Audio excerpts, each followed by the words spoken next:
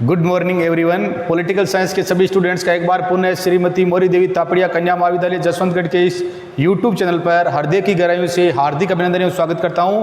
और अब भी अगर किसी स्टूडेंट ने हमारे महाविद्यालय के इस यूट्यूब चैनल को सब्सक्राइब नहीं किया है तो सब्सक्राइब कर लो, ताकि आप एक तो अपनी यूनिवर्सिटी एग्जाम और साथ में विभिन्न प्रकार के जो अब कोविड-19 है, ये कोविड जो वैश्विक महामारी है, इसके थोड़े से नियंत्रण में आने के बाद में विभिन्न प्रकार के जो कंपटीशन एग्जाम है, चाहे पटवारी मान लो, ग्राम सेवक मान लो, राजस्थान पुलिस मान लो, जो रीट का एग्जाम मान लो, तो उनके विभिन्न एग्जाम होंगे। तो उन एग्जामों की दृष्टि से भी, कंपटीशन एग्जाम की दृष्टि से भी अपनी जो ये क्लास है वो क्या है, इम्पोर्टेंट है। तो और आप अपनी जो ये जो घर पर रहकर अपनी जो ऑनलाइन है तैयारी है वो निरंतर कर सके। हमारी ये क्लास है वो बीए फाइनल ईयर की पोल साइंस की आईआर चल रही है और एक बहुत ही महत्वपूर्ण टॉपिक है इंटरनेशनल रिलेशन। इसमें ये दक्षिण एशियाई क्षेत्रीय सहयोग संघ सार्क, दक्षिणी एशियाई क्षेत्रीय सहयोग संघ सार्क जो ये टॉपिक चल रहा है अपना, और सार्क है वो the south Asian association for regional cooperation, south Asian association for regional cooperation. तो सार्क है, सार्क की स्थापना कब हुई थी? दिसंबर 1985 में। 8 दिसंबर 1985 को कहाँ पर? ढाका, बांग्लादेश में। इन सारी बातों की हम चर्चा कर चुके हैं। एक सार्क का मुख्यालय कहाँ है? तो काठमांडू, नेपाल में। कब बनाया गया था? तो जनवरी 1987 में बनाया गया था। भारत में सार्क के कितने सम्मेलन हुए, इनकी हम सारी वो चर्चा कर चुके हैं। आज हम जो सार्क का चार्टर है, चार्टर में कितने अनुच्छेद ध्यान रखना है? सार्क के चार्टर जो ढाका घोषणा पत्र, इसमें कितने अनुच्छेद है? 10 अनुच्छेद या 10 धाराएं हैं। इस बात का ध्यान रखना है। सार्क का जो चार्टर है,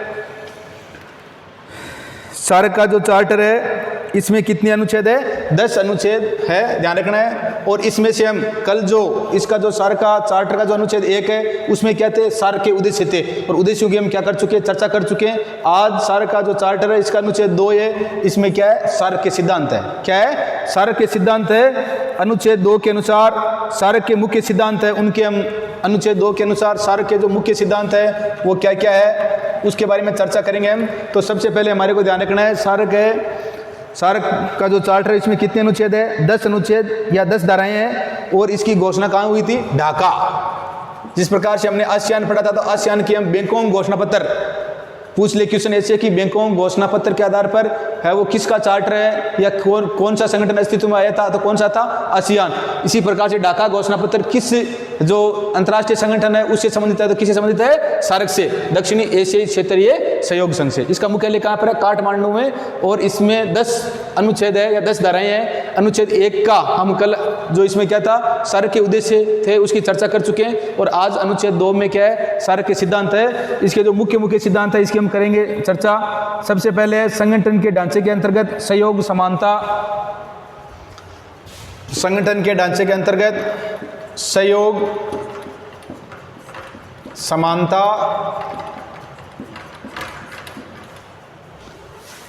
संगठन के ढांचे के अंतर्गत सहयोग समानता, क्षेत्रीय अखंडता,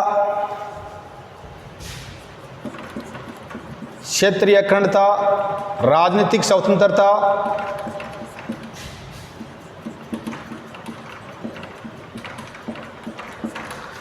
अनुच्छेद 2 में सार्क के क्या है? सिद्धांत है। और इसमें जो पहला इसका जो सिद्धांत है वो है संगठन के ढांचे के अंतर्गत सहयोग समानता, क्षेत्रीय अखंडता, राजनीतिक स्वतंत्रता, दूसरे देशों के आंतरिक मामलों में हस्तक्षेप न करना। और दूसरे देशों के जो आंतरिक मामले हैं, दूसरे देशों के आंतरिक मामलों में हस्तक्षेप न करना।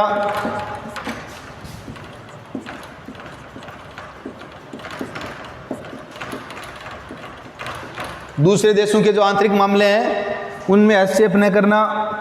और आपसी लाभ के सिद्धांतों का, और आपसी जो लाभ के सिद्धांत है उनका क्या करना? सम्मान करना। और आपसी लाभ के सिद्धांतों का सम्मान करना।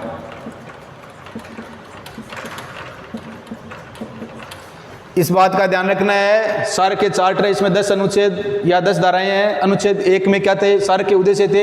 आज अनुच्छेद 2 में सिद्धांत है, और इसके मुख्य सिद्धांत है, इसकी हम चर्चा करेंगे। पहला जो सिद्धांत है वो संगठन के ढांचे के अंतर्गत सहयोग समानता, क्षेत्रीय अखंडता, राजनीतिक स्वतंत्रता, दूसरे देशों के आंतरिक मामलों में हस्तक्षेप न करना तथा आपसी लाभ के सिद्धांतों का सम्मान करना। और दूसरा है इस प्रकार का सहयोग द्विपक्षीय और बहुपक्षीय सहयोग का स्थान नहीं लेगा बल्कि उनका पूरक होगा। इस प्रकार का सहयोग है ये द्विपक्षीय या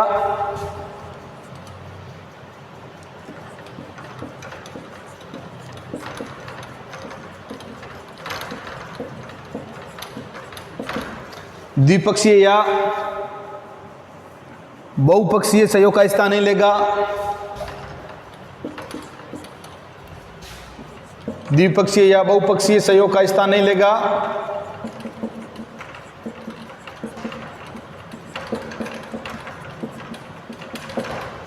द्विपक्षीय या बहुपक्षीय जो सहयोग है उसका स्थान नहीं लेगा बल्कि उनका क्या होगा, पूरक होगा, बल्कि उनका पूरक होगा। पूरक होगा, एक दूसरे पर क्या होंगे, निर्भर होंगे, आपस में एक दूसरे का क्या करेंगे, सहयोग करेंगे। तो तीसरा सिद्धांत है वो है इस प्रकार का सहयोग है वो द्विपक्षीय और बहुपक्षीय उत्तरदायित्वों का विरोधी भी नहीं होगा। द्विपक्षीय और बहुपक्षीय जो उत्तरदायित्व है उनका क्या नहीं होगा, विरोधी भी नहीं होगा। उत्तरदायित्वों का विरोधी भी नहीं होगा, विरोधी भी नहीं होगा। तो इस बात का ध्यान रखना है। आज हमने जो सार्क का चार्टर है उसका अनुच्छेद 2 है, कुल इसमें 10 अनुच्छेद है, इसमें से अनुच्छेद 2 है, इसमें सिद्धांत है और सिद्धांत के हम मुख्य जो 3 सिद्धांत है उसकी हमने चर्चा की। इसका 4 नंबर वाला जो क्वेश्चन है वो विभिन्न प्रकार के जो यूनिवर्सिटीज है उसमें ये क्वेश्चन आया हुआ है, तो इसका ध्यान रखना है। पहला है संगठन के ढांचे के अंतर्गत सहयोग, समानता, क्षेत्रीय अखंडता, राजनीतिक स्वतंत्रता, दूसरे देशों के आंतरिक मामलों में हस्तक्षेप न करना तथा आपसी लाभ के सिद्धांतों का सम्मान करना। दूसरा है इस प्रकार का सहयोग द्विपक्षीय और बहुपक्षीय सहयोग का स्थान नहीं लेगा बल्कि उनका पूरक होगा। और तीसरा है इस प्रकार का सहयोग द्विपक्षीय और बहुपक्षीय उत्तरदायित्वों का क्या नहीं होगा, विरोधी नहीं होगा। अनुच्छेद 3 है सार्क के चार्टर का जो अनुच्छेद 3 है इसमें इसके शिखर सम्मेलन है। क्या है, सार्क के चार्टर के अनुच्छेद 1 का ध्यान रखना है। क्या पढ़े थे हमने कल, उद्देश्य। अनुच्छेद 2 में क्या है, सिद्धांत है, प्रमुख ये सिद्धांत है। अनुच्छेद जो सार्क के चार्टर का अनुच्छेद 3 है इसमें क्या है, सार्क के शिखर सम्मेलन है। क्या है, शिखर सम्मेलन है। अनुच्छेद 3 के अनुसार प्रतिवर्ष एक शिखर सम्मेलन का, और ध्यान रखना है अनुच्छेद 3 में सार्क का प्रतिवर्ष एक शिखर सम्मेलन क्या किया जाता है, आयोजित किया जाता है। पूछ ले कि जिस प्रकार से हमने आसियान का पढ़ा था, पहले 5 वर्ष से, फिर 3 वर्ष से, फिर है वो प्रतिवर्ष 2001 से, और फिर 2008 से एक वर्ष में 2। तो इसी प्रकार से सार्क का जो शिखर सम्मेलन है अनुच्छेद 3 में है, और ये प्रतिवर्ष एक शिखर सम्मेलन का क्या होता है, आयोजन होता है। इस बात का ध्यान रखना है। अनुच्छेद 3 के अनुसार प्रतिवर्ष एक शिखर सम्मेलन का आयोजन किया जाता है। शिखर सम्मेलन में सदस्य देशों के शासनाध्यक्ष और शिखर सम्मेलन में जो इसके सदस्य देश है, इन सदस्य देशों के शासनाध्यक्ष भाग लेते हैं। अब वर्तमान में पूछ ले कि सार्क के इसके कितने सदस्य देश है वर्तमान में, तो वर्तमान में 8 देश है। कितने देश है, 8 है। तो स्थापना हुई उस समय कितने देश थे, 7 देश थे। कितने देश थे, 7 देश थे। 8वां कौन सा है, अफगानिस्तान है। अफगानिस्तान कब बनाया था, 2007 में, अप्रैल 2007 में 14वां शिखर सम्मेलन हुआ था। कहाँ पर, भारत में, नई दिल्ली में। और उसमें 8 सदस्य के रूप में किसको है वो शामिल किया गया था, अफगानिस्तान को। तो अफगानिस्तान इसमें वो संस्थापक सदस्य नहीं था। इसको 14वां शिखर सम्मेलन भारत में हुआ था और इसमें अफगानिस्तान को क्या बनाया था, सदस्य बनाया था। और इसके जो देश है वो सार्क के सदस्य देश भारत, पाकिस्तान, बांग्लादेश, नेपाल, भूटान, श्रीलंका, मालदीव, और 8वां देश कौन सा है, 8वां देश अफगानिस्तान है। और मालदीव एक वो देश है जो भारतीय उपमहाद्वीप का क्या नहीं है, भारतीय उपमहाद्वीप का देश नहीं है। इस बात का भी ध्यान रखना है। तो सार्क के जो सम्मेलन होते हैं उसमें कौन भाग लेते हैं, तो कौन भाग लेते हैं, शासनाध्यक्ष भाग लेते हैं। पहला शिखर सम्मेलन कहाँ हुआ था, बांग्लादेश की राजधानी ढाका में हुआ था। पहला शिखर सम्मेलन पूछ ले कहाँ हुआ था, तो बांग्लादेश की राजधानी ढाका में हुआ था, दिसंबर 1985 को हुआ था। इस बात का ध्यान रखना है कि सार्क का पहला शिखर सम्मेलन कहाँ हुआ था। और सार्क है इसका फाउंडर, संस्थापक कौन था, जियाउर रहमान। वो कहाँ का था, बांग्लादेश का ही था। इस बात का भी ध्यान रखना। तो पहला सम्मेलन है वो कब हुआ था, दिसंबर 1985 में हुआ था, ढाका बांग्लादेश में हुआ था। दूसरा इसका हुआ था 1986 में, और वो कहाँ पर हुआ था, बेंगलोर में। कहाँ पर हुआ था? बेंगलोर में, भारत में। उसमें राजीव गांधी हमारे देश के क्या थे? प्रधानमंत्री। तीसरा है वो कहाँ पर हुआ था? काठमांडू। काठमांडू कहाँ है? नेपाल में। और सार्क का जो सचिवालय है, सार्क का जो सचिवालय है या मुख्यालय है वो कहाँ पर है? काठमांडू, नेपाल में ही है। दूसरे जो शिखर सम्मेलन था ये 1986 में बेंगलुरु में हुआ था। इसमें सहमति बनी थी कि सार्क का जो सचिवालय कहाँ पर होगा? काठमांडू में होगा। और जनवरी 1987 से इसने क्या किया था? अपना कार्य करना है और शुरू किया था। इस बात का ध्यान रखना है। और तीसरा जो सम्मेलन है वो कहाँ पर हुआ था? काठमांडू में हुआ था। इस बात का ध्यान रखना है। सार्क का जो 18वां सम्मेलन है, 18वां सम्मेलन, सार्क का 18वां सम्मेलन कहाँ पर हुआ था?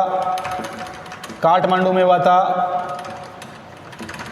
18वां सम्मेलन कहाँ पर हुआ था? काठमांडू में। जो इसका जहाँ पर इसका क्या है? सचिवालय या मुख्यालय है। तो इसका जो 18वां सम्मेलन है वो कहाँ पर हुआ था? काठमांडू, नेपाल में हुआ था। इसका 19वां सम्मेलन है वो इस्लामाबाद पाकिस्तान में होना प्रस्तावित हुआ था कि सार्क का 19वां शिखर सम्मेलन है वो कहाँ पर होगा? पाकिस्तान के इस्लामाबाद में होगा। कब होगा? नवंबर 2016 में।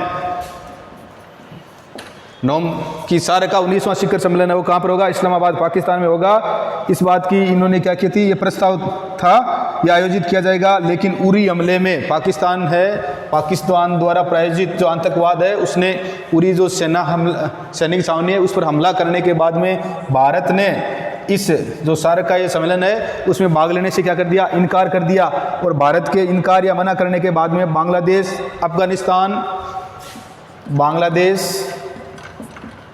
अफगानिस्तान, भूटान व श्रीलंका, इन 4 देशों ने और मना करने के बाद में ये टोटल देश 5 हो गए थे इनकार करने वाले।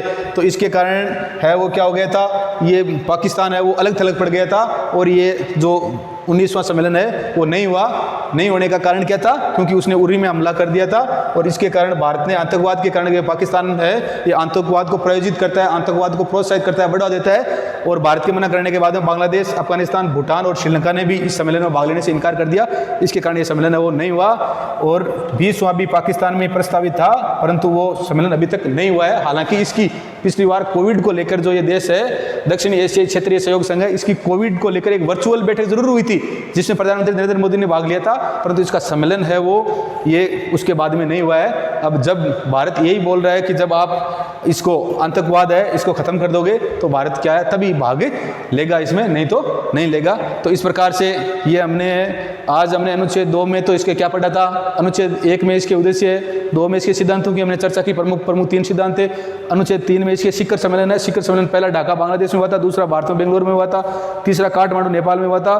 तो इसका 18वां सम्मेलन लेटेस्ट है वो काठमांडू नेपाल में हुआ था। 19वां पाकिस्तान के इस्लामाबाद में है वो होना प्रस्तावित था, परंतु उरी हमले पर उरी जो सैन्य छावनी है उस पर हमला करने के कारण भारत ने इस सम्मेलन में भाग लेने से इनकार कर दिया। इसके कारण भारत के साथ में बांग्लादेश, अफगानिस्तान और भूटान और श्रीलंका इन्होंने भी क्या कर दिया था? आतंकवाद को लेकर पाकिस्तान में इस सम्मेलन में भाग लेने के कारण मना कर दिया था और इसके कारण ये सम्मेलन वो रद्द करना पड़ा था। इस बात का ध्यान रखना है। और भारत में आज तक 3 हुए हैं, दूसरा 8वां और 14वां।